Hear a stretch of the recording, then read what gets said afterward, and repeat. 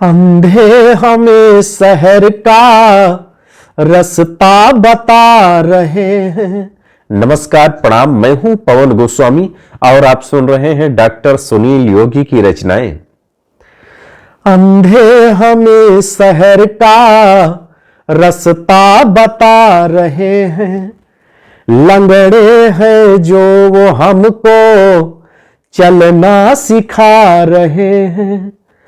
अंधे हमें शहर का रास्ता बता रहे हैं, लंगड़े हैं जो वो हमको चलना सिखा रहे हैं।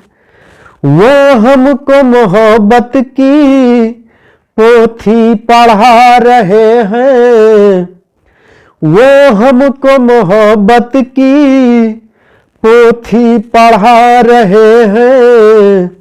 जो अपनी प्रेमिका से राखी बंधा रहे हैं, जो अपनी प्रेमिका से राखी बंधा रहे हैं।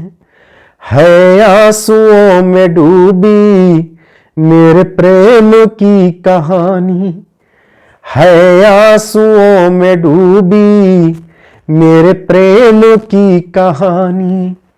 ऊपर से है बुढ़ापा, भीतर से है जवानी, कि भीतर से है बुढ़ापा, बाहर से है जवानी।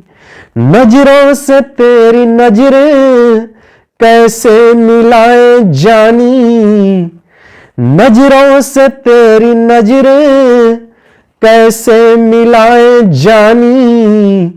तेरी दाई आंख कानी, मेरी बाई आंख कानी, तेरी दाई आंख कानी, मेरी बाई आंख कानी।